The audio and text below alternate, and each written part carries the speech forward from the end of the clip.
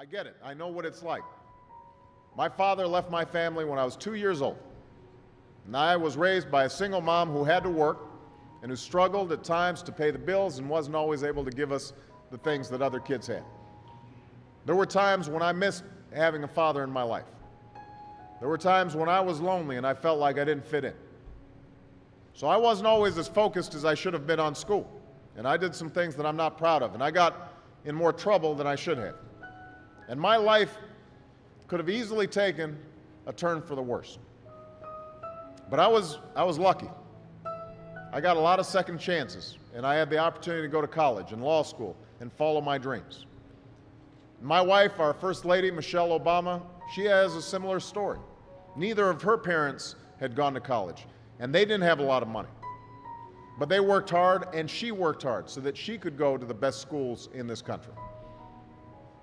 So some of you might not have those advantages. Maybe you don't have adults in your life who give you the support that you need.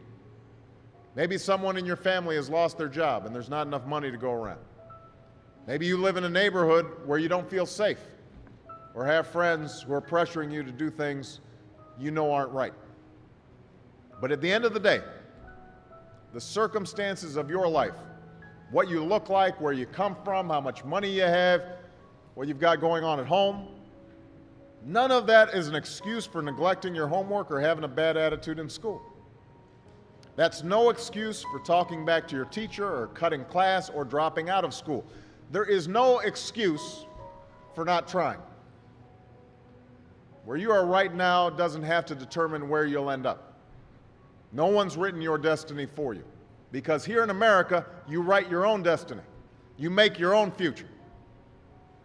That's what young people like you are doing every day all across America. Young people like Jasmine Perez from Roma, Texas. Jasmine didn't speak English when she first started school. Neither of her parents had gone to college.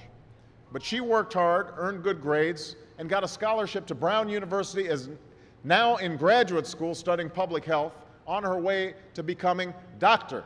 Jasmine Perez. I'm thinking about Andoni Schultz from Los Altos, California, who's fought brain cancer since he was 3. He's had to endure all sorts of treatments and surgeries, one of which affected his memory, so it took him much longer, hundreds of extra hours to do his schoolwork. But he never fell behind. He's headed to college this fall. And that's why today I'm calling on each of you to set your own goals for your education and do everything you can to meet them.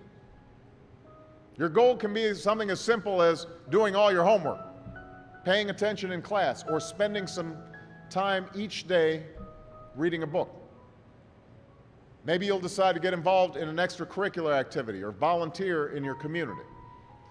Maybe you'll decide to stand up for kids who are being teased or bullied because of who they are or how they look.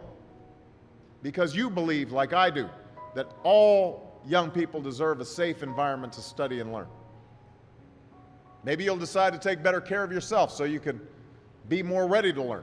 And along those lines, by the way, I hope all of you are washing your hands a lot and that you stay home from school when you don't feel well so we can keep people from getting the flu this fall and winter.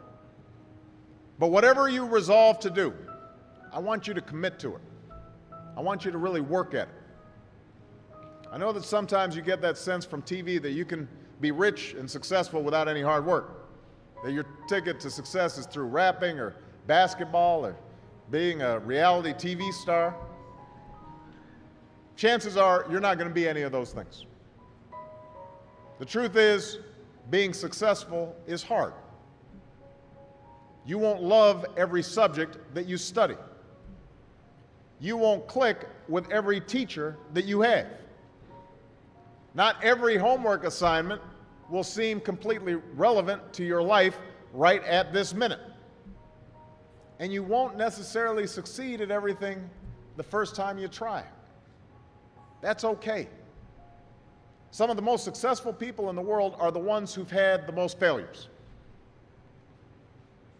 J.K. Rowling, who wrote Harry Potter, her first Harry Potter book was rejected 12 times before it was finally published.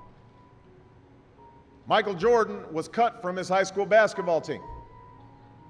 He lost hundreds of games and missed thousands of shots during his career. But he once said, "I have failed over and over and over again in my life, and that's why I succeed."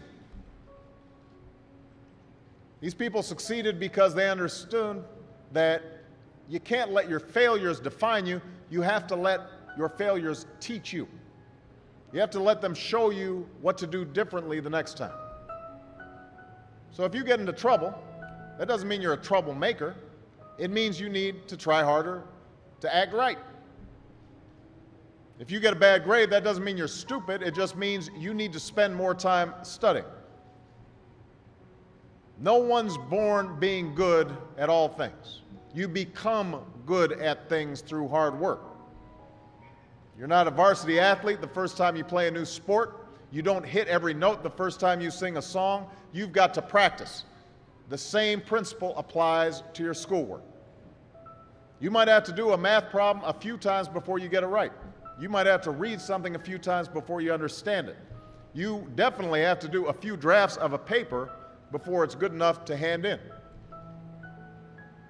Don't be afraid to ask questions. Don't be afraid to ask for help when you need it. I do that every day. Asking for help isn't a sign of weakness, it's a sign of strength, because it shows you have the courage to admit when you don't know something, and that then allows you to learn something new. So find an adult that you trust, a parent, a grandparent, or a teacher, a coach, or a counselor, and ask them to help you stay on track to meet your goals. And even when you're struggling, even when you're discouraged, and you feel like other people have given up on you, don't ever give up on yourself. Because when you give up on yourself, you give up on your country. The story of America isn't about people who quit when things got tough. It's about people who kept going, who tried harder, who loved their country too much to do anything less than their best.